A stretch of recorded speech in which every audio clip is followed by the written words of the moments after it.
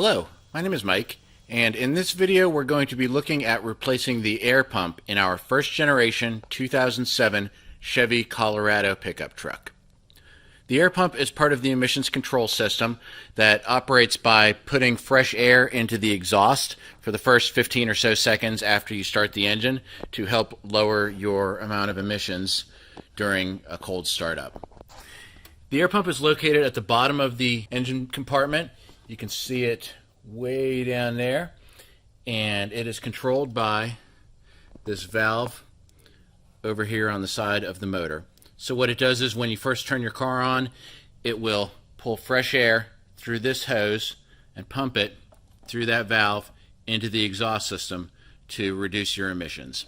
The air pump can cause a variety of check engine codes. In particular, today I'm chasing a P2444, which is telling me that my air pump is stuck.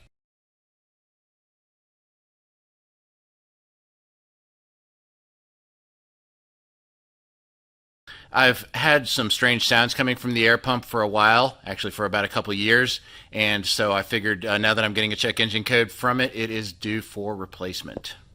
This is the new air pump. It is an AC Delco, part number 215-675, or GM part number 159-28252. You can buy these on most auto parts stores, Rock Auto, or Amazon.com for around $110 or $120. You can see the pump itself has the fresh air inlet, the outlet where it pumps the air into the exhaust system, and one electrical connector. It appears to be held on with these two bolts, which I'll show you when we crawl underneath the vehicle. To perform this process, you'll need some basic tools. I have a basic metric socket set, some extensions, socket wrench, and a 10mm wrench. You may need some additional wrenches. You may also want to wear eye protection while you are working under the vehicle, because in this position a lot of things can fall on your face. I recommend starting by disconnecting the negative cable on your battery to prevent the engine from accidentally starting while you're working underneath it.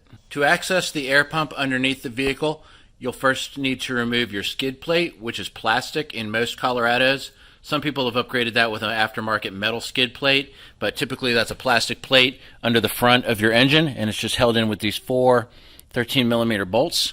You pull those out and angle the panel back away from the radiator and pull it down.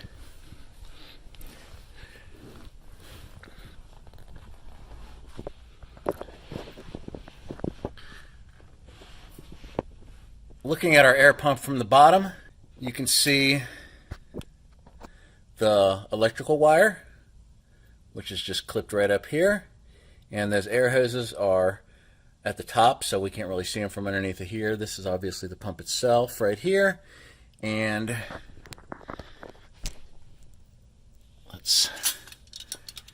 there's another bolt right there in the center that you probably won't have. That is a bolt for to hold on this bracket for my aftermarket brush guard here. So that's kind of a little bit in the way in mine, but it shouldn't be a problem for you.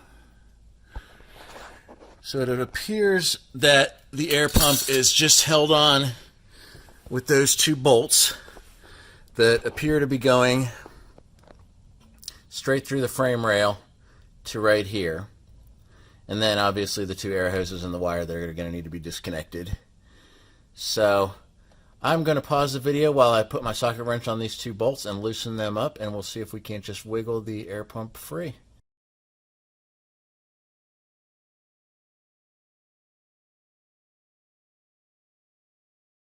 Just picking the video up again real quick, you can see I've now removed that electrical wire here, which is just held in with a small plastic clip. You can squeeze that together with a pair of needle nose pliers to push that out. I've also got the pump itself is loose, and you can see that over here from the other side. Hopefully you can see this okay. So I did have to, as I mentioned before, I had to remove that big bolt in the center, which is holding on my aftermarket brush guard here. So as I mentioned, that you won't have that, and then it's just those two tiny little bolts right there. So once I loosen those, one other tool I recommend having is a nice large screwdriver just to help you wedge things loose. And it sounds like my neighbors are now weed whacking their yard, so I'm going to pause the video again. There doesn't really seem to be any tricks or secrets to this. You know, once you get those two bolts loose, you know, you might want to disconnect the air hoses, you know, to give yourself a little more wiggle room. And actually, I can show you that.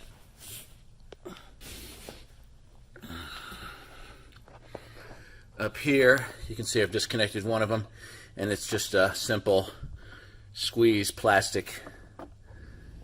You just squeeze it on the sides and then pull it away to loosen that. So you might want to disconnect the air hoses, disconnect the wiring harness to give yourself a little bit more wiggle room, disconnect those two bolts holding it in, and then wiggle and jiggle until it comes loose. I'm going to pause the video again, and I'll pick it back up once I get to the next step. This is hard. Wiggle, wiggle, wiggle.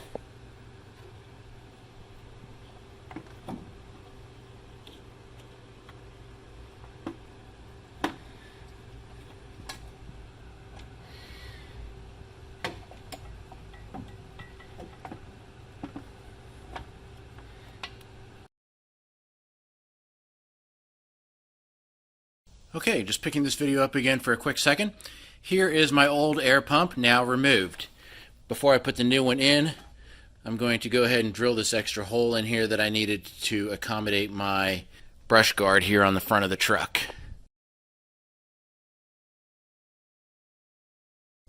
It was super hard to get out, much more so than it needed to be. I was not able to wiggle and jiggle it out through anywhere in the bottom. I had to pull it out from the top, and in order to get it out from the top, I had to remove this shroud around the fan and also disconnect the upper radiator hose. So if you've seen any of my other videos or seen anything on YouTube, you'll know that the fan shroud is basically, it's held in with a bunch of these little teeny tiny impossible to reach clips. And the upper radiator hose, if you have a nice clamp like this on it, is not too hard, but unfortunately in my case, just because everything wanted to be really hard for me today, there was this spring clamp and it broke, so I had to cut it off with a Dremel. So fun times. But as you can see, once that was all out of the way, I did have enough room to lift the old air pump out straight through here and around the edges of the fan. So I'm not going to get too much into how to remove that shroud around the fan. I do have other videos for that. Just will say that there is, what about 1, 2, 3, 4, 5, 6 of these little clips. And you'll also need, let's get a light on here, to remove this breather hose, which is held into the top. And also there is a clamp around this line right here, this air conditioning line. So unhook the breather, unhook the clamp around here, reach around the shroud and remove these 6 little clips, and then you can get the shroud out. That typically comes out in, it is 3 pieces. The bottom piece, middle piece, and the upper piece sitting under all this other stuff. So a lot more difficult than it needed to be, or than I feel like it should have been, but that's GM for you. So again, to describe the process, you remove those 2 little nuts here on the side, unhook the clamps holding the air hoses on, and let's see, here's one of them, and you can see it's just held on with, you just kind of gotta squeeze it a little bit to get that to release. Those are kind of tricky because they're hard to reach, but the other option is just pull the rubber piece off of the plastic and disconnect the clamp, the elbow later. So 2 of those and the wiring harness connector. I'm going to go ahead and pause the video again while I drill this hole in the new one to accommodate my brush guard, and installation should hopefully be reverse of removal. I will lower it down through the top of the engine bay and into position, get those bolts on, I'm going to have to add a little more coolant, obviously. Make sure that if you do have to do this, that your engine is cool. You don't want to disconnect the radiators when the engine is hot. And again, you know, GM in their infinite wisdom didn't have a drain plug, so you can't easily drain some of the coolant out. You just pull the hose and let it drip. But we're gonna lower that new one. We're gonna drill the hole for the new one, lower it down, try to get it bolted back into place. I will pause the video and pick it back up again if anything else comes up during that process. For anybody that asks, I don't think it's possible to get the air pump in through the wheel well. I tried removing that liner and it just doesn't seem to be able to fit through there, but that might be another option. Maybe you'll have better luck than me. All right, and with the exception of putting the skid plate back on, we are now done.